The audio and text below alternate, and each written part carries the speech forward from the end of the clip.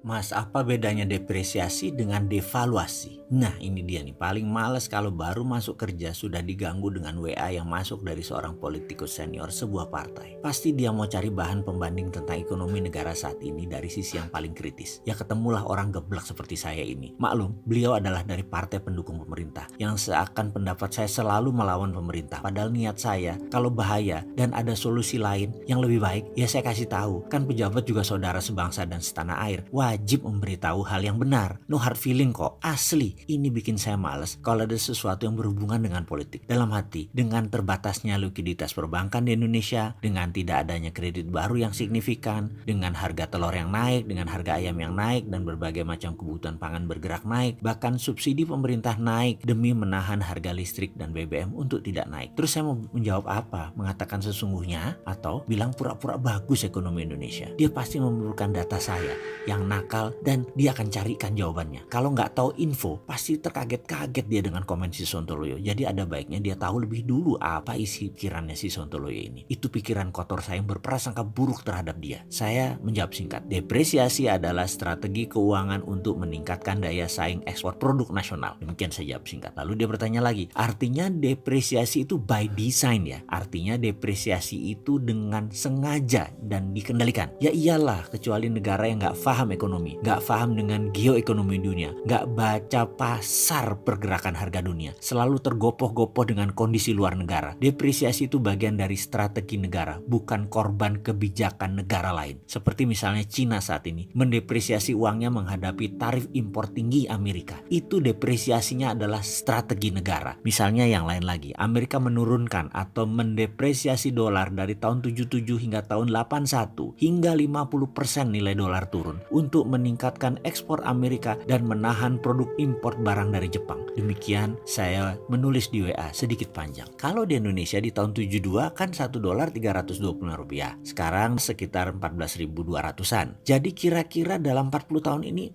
4.000% ya. Itu devaluasi atau depresiasi? Tanyanya lagi via WA. Nah ini asli malas saya berkelanjutan. Saya lama tidak membalas WA tersebut. Malah dia nambah lagi. Kalau di Singapura US dollar kok stabil, dengan US dollar ke yen juga stabil, selisihnya paling 0,5%. Dia tambahkan lagi, di Singapura sudah 10 tahun terhadap dolar Amerika berkisar di angka ya hari ini juga 1,36 US dollar terhadap Sing dollar. Saya ngelamun begitu menerima WA yang terakhir. Pikiran saya melayang pada harga sewa kamar hotel. Saya setiap ke Singapura dengan keluarga dalam 25 tahun ini sudah bolak-balik selalu menyempatkan tinggal di hotel tua di belakang Orchard Road, yaitu York Hotel. Sampai hafal semua pegawai tersebut. Harga 15 tahun yang lalu saya masih ingat, per malam 78 Singapura dolar. Dan pertengahan tahun ini saya menginap lama di sana. Harganya berubah menjadi 80 dolar per malam. Naiknya dikit sekali. Sepertinya tidak ada inflasi kali di sana. Di Singapura itu jangan-jangan tidak ada depresiasi, apalagi devaluasi. Padahal negara yang mengandalkan impor untuk pangan hingga 90% dan hidup tergantung produksi luar negaranya. Kok bisa ya stabil mata uangnya dan keadaan ekonominya? Dan saya pun lupa menjawab WA tersebut.